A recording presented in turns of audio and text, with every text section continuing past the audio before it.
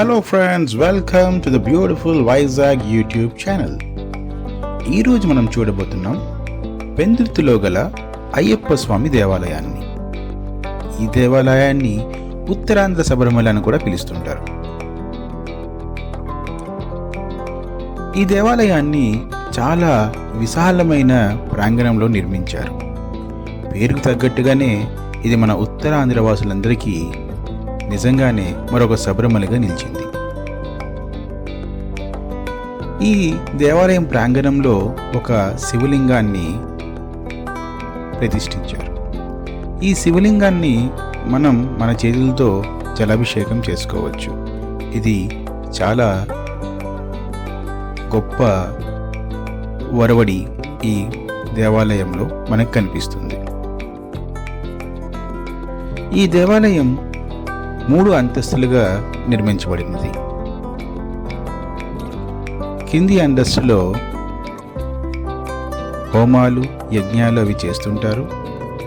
దాని మీద అంతస్తులో చాలా పెద్ద మండపంలా ఉన్నాయి. అక్కడ కొన్ని ఉపాలయాలు నిర్మించారు. ఇది మీరు చూస్తున్నది అన్నిటికన్నా పై అంతస్తు. ఈ అంతస్తుపై ముఖ్యమైన అయ్యప్ప స్వామి గుడిని ఇక్కడ ప్రతిష్ఠించడం జరిగింది.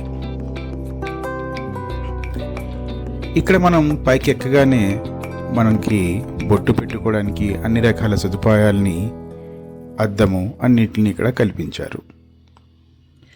ఈ ఆలయం పెందుర్తి నుంచి విజయనగరం వెళ్ళే అంటే సొంటియం వెళ్ళే రోడ్లో మెయిన్ రోడ్డు మీదనే ఈ ఆలయాన్ని నిర్మించడం జరిగింది.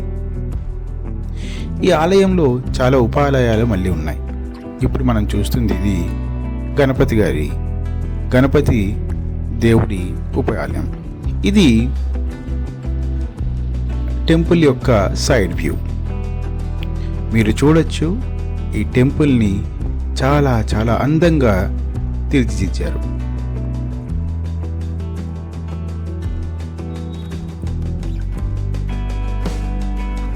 ఇది ఇంకొక ఉపాలయం.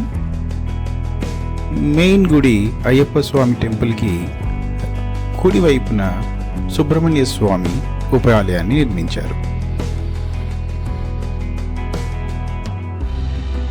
చాలా విశాలమైన ప్రాంగణంలో ఈ ఆలయాన్ని నిర్మించడం జరిగింది.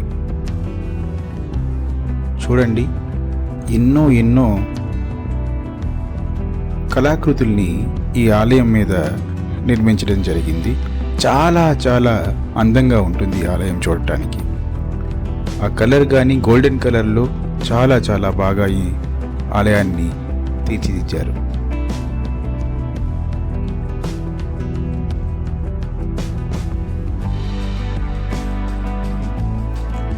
ఇది ఆలయం యొక్క ధ్వజస్తంభం.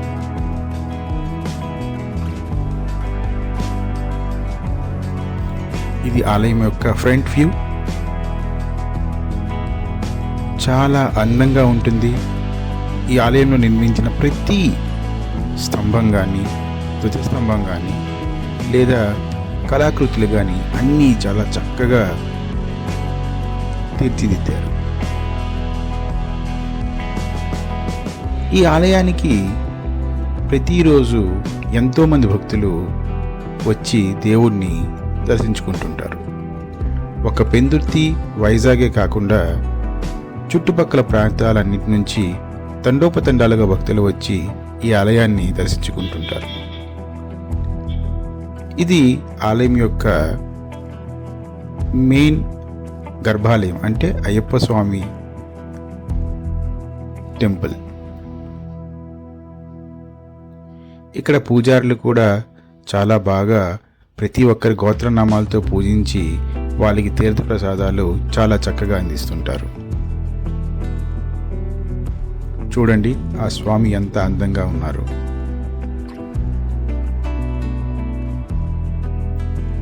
ప్రతి బుధవారం ముఖ్యంగా చాలామంది భక్తుల తాకిడి ఎక్కువగా ఉంటుంది. నేను ముందు చెప్పినట్లుగానే శబరిమలై వెళ్ళలేని భక్తులకు ఈ ఉత్తరాంధ్ర శబరిమలై ఆలయం ఒక ఆల్టర్నేటివ్ ఆప్షన్గా చెప్పుకోవచ్చు.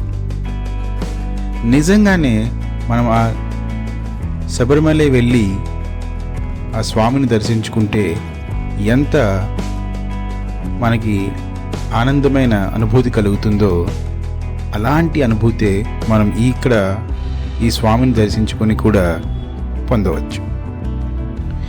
ఇది ఆలయం కిందనే ఉన్న ఇంకొక ఉపాలయం. ఇది సరస్వతీ మాత వారి ఆలయం. ఇక్కడ ప్రతి ఏటా సరస్వతి పూజని చాలా అంగరంగ వైభవంగా జరుపుతుంటారు.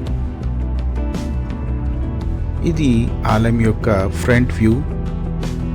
మీరు చూడొచ్చు, మన శబరిమలలో ఎలాగైతే 18 మెట్లు ఉంటాయో ఇక్కడ కూడా అదే విధంగా యాజ్ ఇట్ ఈస్ 18 మెట్లని నిర్మించారు. ఇది ఇంకొక ఉపాలయం, దత్తాత్రేయ ఉపాలయం. దీన్ని కూడా ఎంతో అందంగా నిర్మించడం జరిగినది. ఇలా మీరు అనేక దేవుళ్ళని ఈ ఆలయంలో దర్శించుకోవచ్చు. ఇది ఆలయం యొక్క క్రింది భాగం. ఈ క్రింది అంతస్తులో చాలా పెద్ద ఒక మండపంలా ఉంటుంది. అలాగే ఇక్కడ కూడా కొన్ని ఉపాలయాన్ని నిర్మించారు.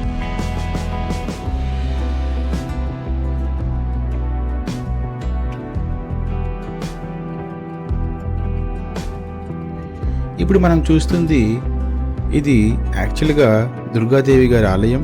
కానీ ఇప్పుడు వారాహి నవరాత్రులు జరుగుతున్నాయి కదా, అందుకని దుర్గాదేవిని అమ్మవారిని వారాహి అమ్మవారిగా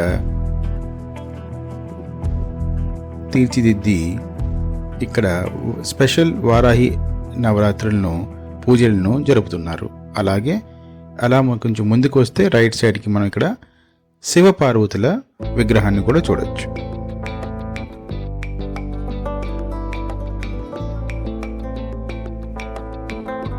చూడండి, చాలా విశాలమైన ఆలయం. ఎంతో అంగరంగ వైభవంగా ఇక్కడ పూజలు జరుగుతుంటాయి. ఇది మాలికా పురుత్తమ అమ్మవారి ఆలయం.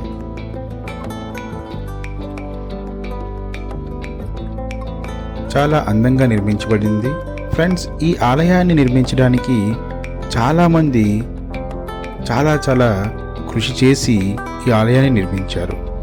అందులో అతి ముఖ్యంగా మనం చెప్పుకోదగ్గ వ్యక్తి శ్రీ రాము గారు, గురుస్వామి శ్రీ రాము గారు.